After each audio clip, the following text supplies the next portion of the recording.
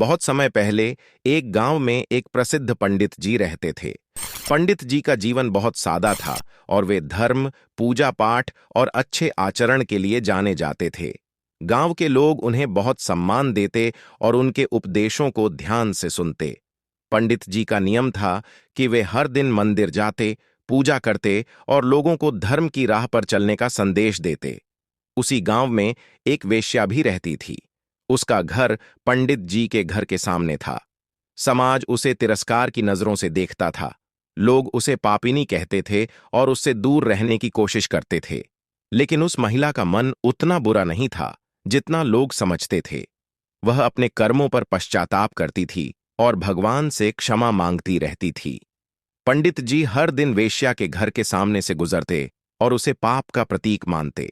वे सोचते, इस स्त्री का जीवन पापों से भरा है, यह भगवान के नाम को कलंकित कर रही है। पंडित जी अपने पूजा पाठ में तो लीन रहते, लेकिन उनके मन में वेश्या के प्रति क्रोध और घृणा बनी रहती। दूसरी ओर वेश्या पंडित जी को देखकर प्रेरित होती। वह सोचती, काश मैं भी पंडित जी की तरह पवित्र जीवन जी सकती, लेकिन मेरे पास और कोई विकल्प नहीं है। हर रात वह भगवान के सामने प्रार्थना करती, हे प्रभु, मुझे क्षमा करना, मैं अपने कर्मों से छुटकारा चाहती हूं, मुझे अपनी शरण में ले लो। समय बीतता गया और एक दिन ऐसा आया जब दोनों का निधन हो गया। उनकी आत्माएं स्वर्गलोक पहुंचीं और ईश्वर के न्याय के सामने खड़ी हुईं।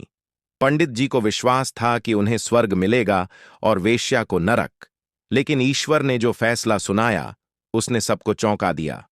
ईश्वर ने पंडित जी से कहा, तुमने अपना जीवन पूजा पाठ में बिताया, लेकिन तुम्हारा मन हमेशा दूसरों की आलोचना और घृणा में लगा रहा। तुमने अपनी साधना का उपयोग दूसरों को छोटा समझने में किया।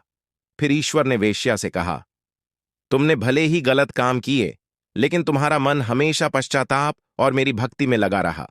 तुमने अपने दिल से मुझे पुकारा और मैं हमेशा तुम्हारे साथ था। पंडित जी ने ईश्वर से पूछा, भगवान, यह कैसे संभव है?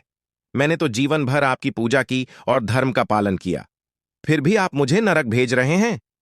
ईश्वर ने उत्तर दिया, तुम्हारी पूजा केवल दिखावे के लिए थी। तुम्हारा मन अहंकार और घृणा से भरा था, जबकि वेश्या के कर्म पाप पूर्ण थे, लेकिन उसका दिल सच्चा और विनम्र था। उसने अपने हर पाप के लिए मुझसे क्षमा मांगी। मैं बाहरी कर्मों से ज्यादा हृदय की पवित्रता को महत्व देता हूं। यह कहानी सिखाती है कि ईश्वर को मन की सच्चाई और विनम्रता प्रिय है।